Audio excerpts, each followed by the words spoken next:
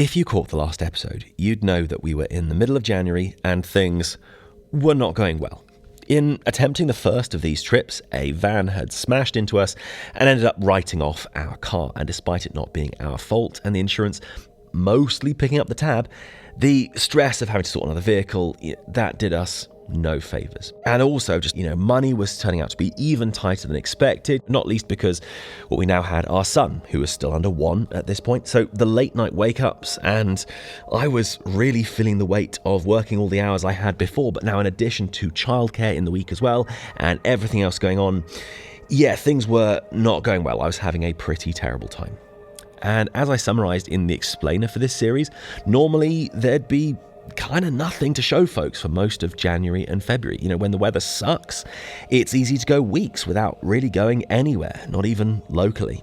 There's a snowdrop spot I tend to go to early in the year just to catch some of the first. It's not anything too special, but it's become a little bit of a tradition, just a small glimmer of light for an otherwise pretty dark month.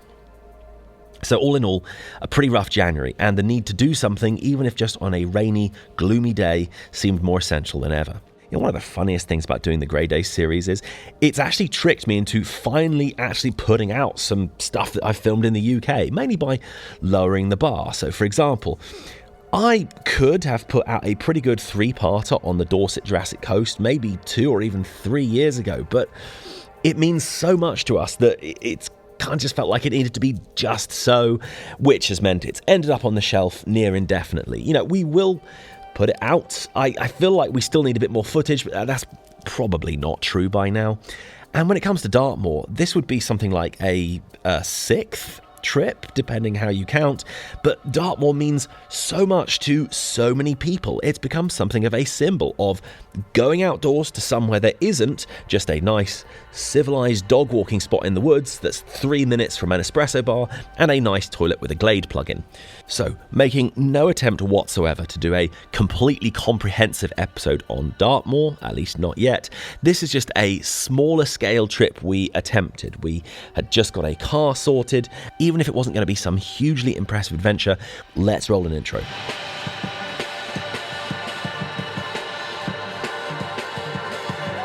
Well, first, as is now the regular segment, previous experience required. Okay, so the first look we had at Dartmoor was in 2019. This was revelatory. We caught a lot of the bigger Neolithic highlights, particularly in the western end. So it's your Yellowmead Circle, Hingston Hill, Bonestone, Merivale, but also Spinster's Rock, and a bunch of other things beside. I was struck by just how Lord of the Ringsy it felt. Sorry, that's a bit of a crude comparison, but it really did feel like we'd visited Rohan without getting on a plane to New Zealand. So then in 2021, we had a group trip there in autumn, and it was a great time, as well as some of the tours. We caught the crude crosses that are pretty ancient, kind of scattered in the middle of the landscape, as well as some of the stone circles and rows to the east, and a bunch more besides, like Wistman's Wood and some rivers. That would be a pretty good episode just on its own, except it was shot in September, and the whole point of this series is supposed to be getting out there in winter. As for the other trips, I'd conflated this in my head with 2021, but in 2022, we went hunting for hut circles. This was actually en route to Bodmin Moor, where there's even more of that in the landscape.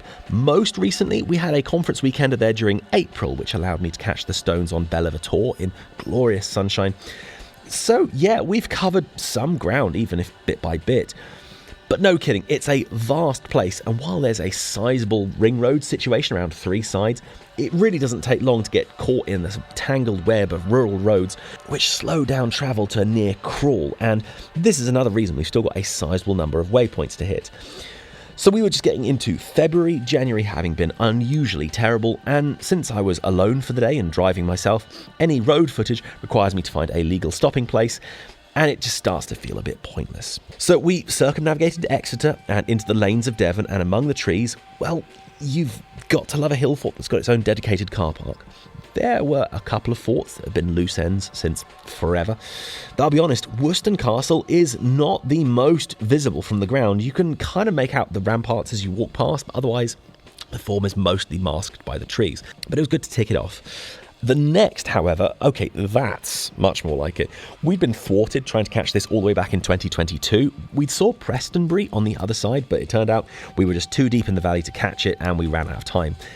It's pretty impressive in form. I do feel like we're slightly retreading ground here as we put out an episode on the hill forts around Dartmoor in the autumn, so click on the top right to catch that. However, something I have to mention, and if you've experienced these for yourself, you already know, the rural lanes around Devon are absolute Satan. I mean, a lot of them are quite pretty, and if I were on horseback and it were the 18th century, then brilliant. But they are very high-sided, packed full of blind corners, and about the width of the gap behind your couch. Sometimes you have to reverse back like 100 metres because the 4x4 in front of you just doesn't fancy backing up. And then once that whole exercise is done, it turns out there was a passing place just 10 yards behind them. You know, pretty much everyone's car unavoidably comes out of Devon looking like this. And you're just really hoping that those scratch marks are simply traced in the mud and not anything a bit deeper. So yeah, considering this was a time just after the lakes when I was acutely worried about bad things happening to our car, a car we'd only just got, Devon was perhaps not the best choice. My nerves were absolutely shredded, so before heading to the main chunk of Dartmoor, I had to stop for coffee. Haven't actually seen Chagford before. It's small and as such has a bit of an acute parking problem in the middle, but very pretty, and the macchiato from the birdcage was very good, so just stopped and took a few minutes to breathe with that. Also managed to de-stress for a few minutes by filming the snowdrops. You know, snowdrop season was just fading out as crocus season was starting to come in. Well, back on the road, and mercifully, after a pretty uneventful 20 minutes, parked up on the edge of the moor. And let's be honest, when the grey days first coalesced as an idea for a series, this is pretty much what I was picturing. I mean, goodness knows Dartmoor is gorgeous in the sunshine, but on a grey day, this is certainly more exciting than this. So headed up to this tour to Assassin's Creed synchronise with the landscape, and while this would be a good starting point for just a general wander across Dartmoor, I had some objectives that were only just a few yards away. These are hut circles. They're remains of settlements from between 3,000 to 4,000 years ago. These would have been roundhouses, almost certainly with conical roofs. It's one of the things about Dartmoor and other sites in the West Country. There's few other places in England where these ancient settlements are still visible above ground. You know, everywhere else, it's been turned into farmland or buried by the landscape in the intervening 2,000, 3,000, 4,000 years. And yet a combination of the uniquely hostile conditions of Dartmoor nowadays to both trees and farming beyond just a bit of grazing, and the relative abundance of local stone to the ancient inhabitants means you can see these incredible remains still in situ. Some even have part of the door frame in place. We were already catching these back in 2022. They're scattered across Dartmoor, but there's some particularly fine examples on this eastern rim of the high ground. You know, no one would blame you for walking past the smaller ones. Let's be clear, much of Dartmoor is littered with stones every 2 yards, so you could be forgiven if you're glancing right past them. However, once you know what to look for, you'll begin seeing them everywhere. I'm not asking everyone to lose their minds over these, but I can't lie, after a stressful few weeks, and actually a pretty stressful morning with it, it is uncanny how much more cheerful I felt having explored and photographed some of these. Yeah, it was a very grey day, but I was actually feeling 10 times lighter. Headed further west into the moor, it was pretty muddy underfoot because, yeah, look where we are. I could see I was heading for a little stream, and whether or not this was going to be crossable remained to be seen, but luckily for me, yeah, you can clear that with a modestly enthusiastic bound. Kept going, having to sort of dodge the wet patches as best as I was able. You know, pretty much the first year of Jen and I dating was heading out to Dorset or the New Forest, but not in full hiking gear or anything, and then subsequently having to dodge the wet ground as nimbly as possible. Yeah, the New Forest is kind of Dartmoor light, maybe ultra light. It's higher than you realise. You can see the Isle of Wight clearly in the distance, and contrary to its name, it's not really a forest. At least a lot of it is just rough ground that doesn't drain very readily. Can't lie though, Dartmoor really feels like an adventure. As I intimated before, its sort of Tolkien-esque quality really makes it feel like a different country to the rest of the England I'm used to. The New Forest, on the other hand, it has its moments, not least in autumn. Just at the beginning of this year, I had briefly nipped out on a clear day and caught some barrows, and that was nice. Not really expecting most people to get too excited about these though. And we will do an episode on this at some point, but it can feel so entry level, so unthreatening and rather devoid of features that just walking loops of the New Forest in winter would not cheer me up that much. It'd just make me feel more stuck in my local area. Anyway, I was almost certainly doing all the things that would really annoy serious Dartmoor folks, like a spot of smartphone orienteering and wearing less than especially sturdy shoes. In fact, I think even the high schoolers who've done Duke of Edinburgh are shaking their heads. Look, you don't have to be too gatekeepy about it. I'm not trying to do anything massively ambitious. I'm mostly here for the history. I'm not the sort to circumnavigate Svalbard in a canoe, okay? I just needed some good outside time. In fact, I hadn't seen a single human being in over an hour at this point. After a few course corrections, I eventually sighted my target. These are the Cosden Hill Stone Rows. It's not the straightest alignment you ever did see, but some may have been re-stood up. Dating for these, far from certain, but 4,000 plus years is a fair bet. Took a breather for a moment. Definitely one of those days where you're getting kind of sweaty as you're walking and hopping over groundwater and stuff, but as soon as you stop, it's pretty cold, especially since we are higher up and kind of exposed. The wind had picked up quite a bit, and there was a thick mist clinging to the hilltop in the direction of the next point I had planned. So I went back and forth on it a bit, but discretion, better part of valour, etc.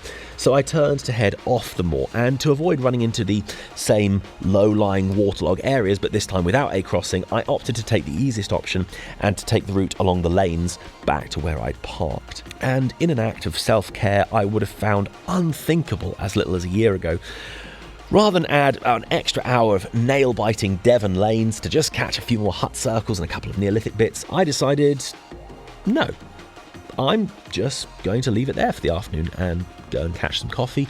2 hill forts, a historic town, a whole bunch of hut circles and a stone row. That will suffice for today. I thought I'd be more embarrassed to admit this, but what I'd initially pictured as a long weekend had sort of shrunk to 2 days, and from there I decided I was completely at peace with just continuing this on a completely different month or year even. That's it. Nice and simple. This has been one of the big changes here at the channel. When we started, I was thinking that anything below maybe 3 days and a whole buffet of things to show for it just wouldn't count as an episode, and that we'd get heckled for not doing enough.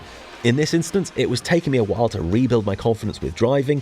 It feels like less of an issue now, thankfully, but I do recall at the time feeling a constant sinking dread that something was going to happen and cost me a 4-figure sum. It was a horrible stress to just have hanging over you all the time.